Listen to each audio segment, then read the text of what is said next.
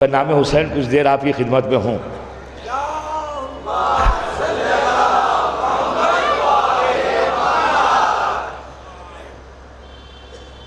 دیکھیے آج پہلے ذرا تھوڑا سا آپ کو نزدیک لاتا ہوں۔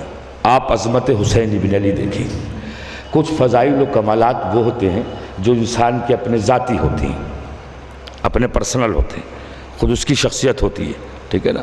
جیسے تشریف لائیں یہ مہمان یہ نوحہ خوانی کرنے کے لیے، تو یہ نوحہ خوانی کرنا ان کی اپنی ذاتی فضیلت ہے، ان کا اپنا ذاتی کمال ہے، محنت کی ہے، ریاض کیا ہے، نوحہ خوانی ہے، مدح مولا ہے، حسین کا نام ہے، اسی کے ذیل میں عزت و شرف ہے اور تعارف ہے، صحیح ہے نا۔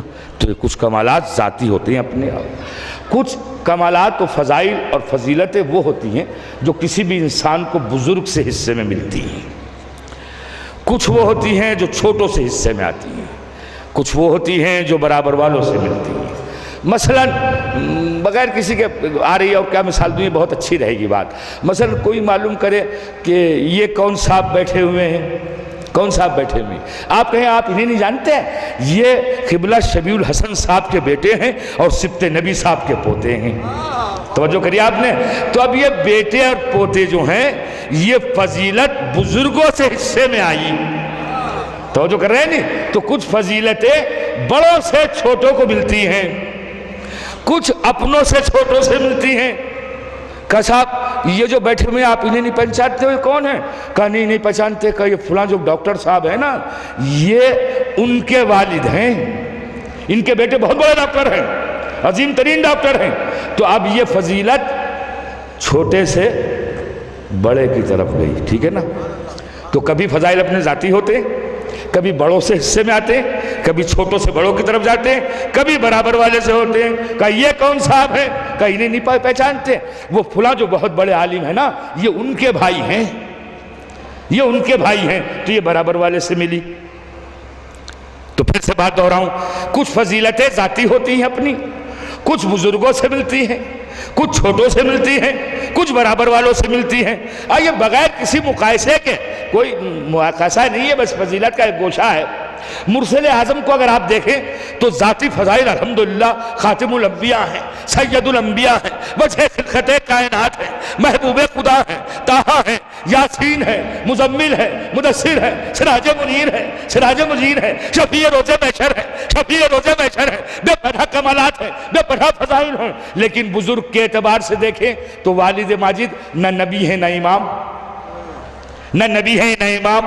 چھوٹوں کے اعتبار سے دیکھیں تو کوئی بیٹا امام نہیں ہے، برابر کے اعتبار سے دیکھیں تو کوئی بھائی نہ نبی ہے نہ امام۔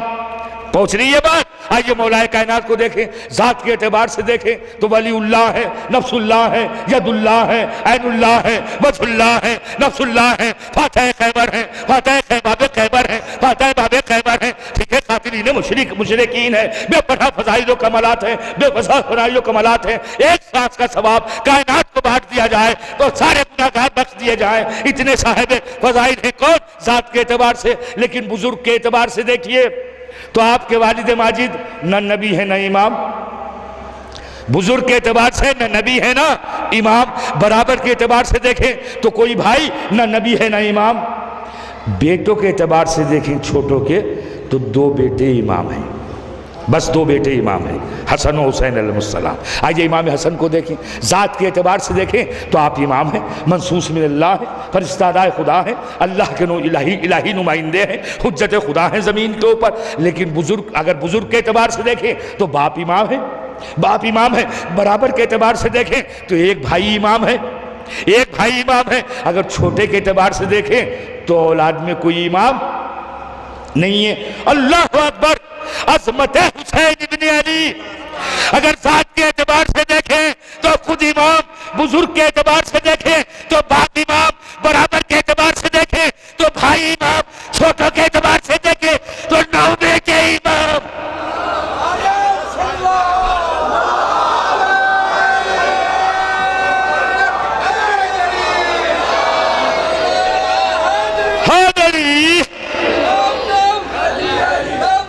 علی علی علی علی علی علی علی علی علی علی علی علی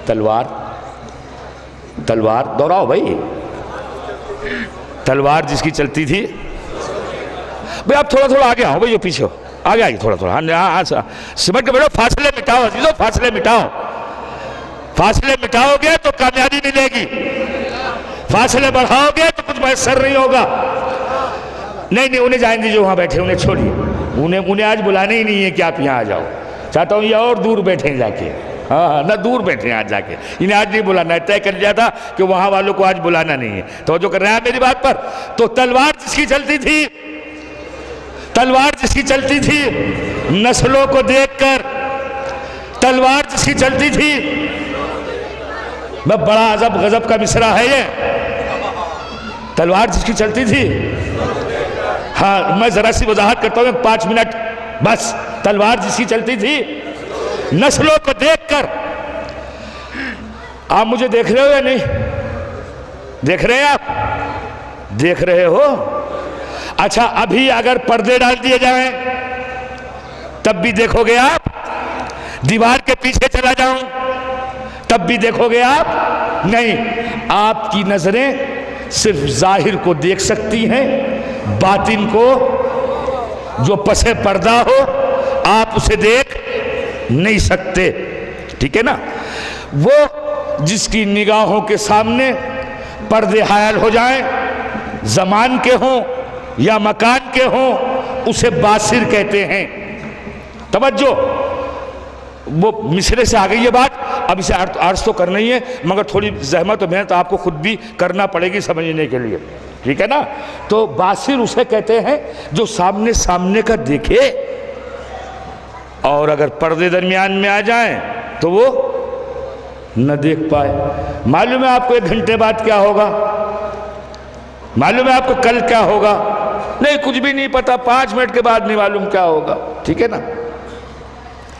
اچھا اس ٹائم میں بول رہا ہوں، آپ سن رہے ہیں، تو آپ سارے ملا کے کہلائیں گے سامعین، اور ایک فرض کرائے گا سامع. یہ 2 لفظ ہیں، سننے والا، دیکھنے والا. آپ بھی سنتے ہو، آپ بھی دیکھتے ہو. میں بھی سنتا ہوں، میں بھی دیکھتا ہوں.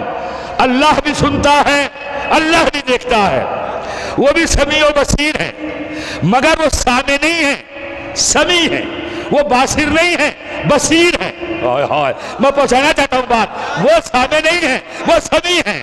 وہ باصر نہیں ہے، وہ بصیر ہے. وہ بھی سنتا ہے، وہ بھی دیکھتا ہے، مگر سامع اس سننے والے کو کہتے ہیں جو محتاج متکلم ہو. کوئی بولنے والا ہو، وہ سن رہا ہو تو سامع کہلائے گا، اور جیسے ہی کوئی بولنا بند کرے وہ سامع نہیں ہے. یہ صفتیں سب اس سے منقطع ہو گئی. توجہ عزیزو، ٹھیک ہے نا؟ ایسی باصر جب تک نگاہوں کے سامنے کوئی چیز حائل نہ ہو تب تک وہ باصر ہے. لیکن بصیر اسے کہتے ہیں جس کی نگاہوں کے سامنے کوئی شے حائل، نہ مکان حائل ہو نہ زمان حائل ہو. میں سارے مجمع سے پوچھتا ہوں، کون تھا جو یہ سمجھاتا کہ اللہ بغیر بولے کسی کے سن لیتا ہے؟ ہائے ہائے ہائے ہائے. کون تھا جو سمجھاتا؟ کون ہے جو بتاتا کہ کوئی بولے نہ بولے وہ تو سن لیتا ہے؟ وہ سن لیتا ہے. کون سمجھاتا کہ نگاہوں کے سامنے پردے بھی حائل ہو جائیں تو وہ دیکھ لیتا ہے؟ سارا عالم اسلام مل کے قرآن کی اس آیت کو سچا ثابت نہیں کر پاتا کہ آیت سچی ہے، کہ وہ سمیع بھی ہے اور بصیر بھی ہے، بغیر کسی کے بولے سنتا ہے. نگاہوں کے سامنے پردے حائل ہو جائیں وہ تب بھی دیکھتا ہے. اگر ذات علی ابن ابی طالب نہ ہوتی، اگر مولا کائنات کا وجود نہ ہوتا، آپ نے ثابت کر کے بتایا. تو جو قیامت کا رنگ پڑ رہا تھا، قیامت کا رنگ پڑ رہا تھا، خونی منظر دیکھ کر سورج غروب ہو رہا تھا، سورج غروب ہو رہا تھا. پھر دونوں طرف کی فوجیں آمادہ پیکار تھی. سورج ڈھل رہا ہے، فوجیں آمادہ ہو رہی ہیں. علی نے اس رات میں زرانی پہنی، خودری پہنا، بسک تلوار ہے، باریک لباس ہے. علی حملہ کرتے ہیں، ایک کو قتل کرتے ہیں، نعرہ تکبیر بلند کرتے ہیں. مالک اشتر نعرہ تکبیر کو سنتے ہیں، ایک کو قتل کر دیتے ہیں. رات ڈھل رہی ہے، کشتوں کی گنتی ہو رہی ہے. مالک اشتر کے دل میں خیال آیا آج میں نے علی کی برابر قتل کیے، آج میں نے علی کی برابر قتل کیے، یہ خیال لیے ہوئے علی کی خدمت میں آئے تو مسکرا کے علی نے کہا مالک تجدید بیعت کرو، مالک تجدید بیعت کرو۔ کہا مولا کیا ہو؟ کہا تمہارے ذہن میں یہ بات آئی کیسے کہ تم نے میرے برابر قتل کیے ہیں؟ کہا مولا کسی سے کہا تو نہیں تھا، بغیر کہے نہیں آپ نے سن لیا۔ بس سلوات پر حضرت محمد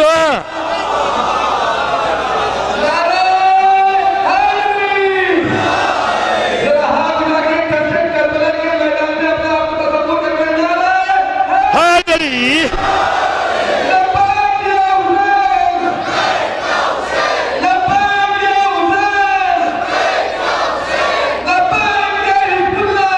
لبیک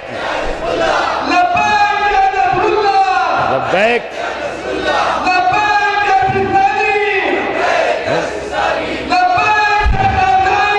لبیک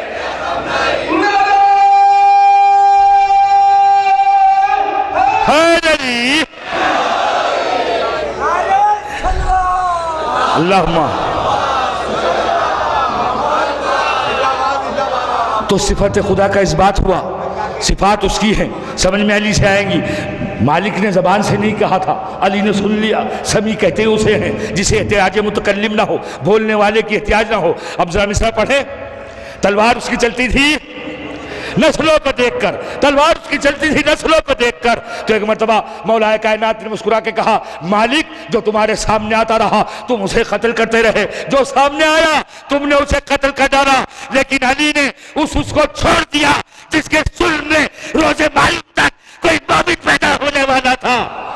ہائے ہائے ہائے، روز معلوم تک مومن پیدا ہونے والا تھا، علی میدان میں تلوار چلا رہے ہیں اور روز معلوم تک کے اسلحہ پہ نگاہ رکھے ہوئے ہیں کس کے سلم میں مومن ہیں کس میں نہیں ہے۔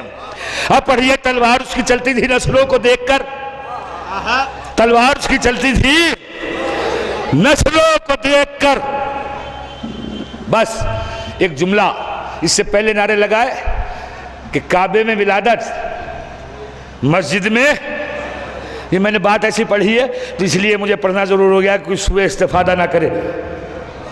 ہاں کم مزاج کے لوگ، کم فہم لوگ آ گئے ہیں مارکیٹ میں، ہاں ضرورت سے زیادہ سمجھنے لگے ہیں بات۔ کعبے میں ولادت، مسجد میں شہادت۔ میرا دل یہ کہتا ہے کہ یہ انتظام الہی تھا کہ علی کی ولادت کعبے میں ہو، شہادت مسجد میں ہو۔ وہ جانتا تھا کہ ایسا زمانہ بھی آئے گا کہ جب لوگ علی ہی کے نام لے کر مسجدوں سے گمراہ کریں گے، نمازوں سے گمراہ کریں گے، سجدوں سے گمراہ کریں گے، لذا اس نے مسجد میں شہادت کو رکھا تاکہ تب جب بھی علی کا ذکر آئے، سجدوں کی بات ہو، نمازوں کی بات ہو، مسجدوں کی بات ہو، تاکہ کوئی سوء استفادہ نہ کر سکے کہ علی علی کہنے کے بعد نماز کی کیا ضرورت ہے، علی علی کہنے کے بعد سجدوں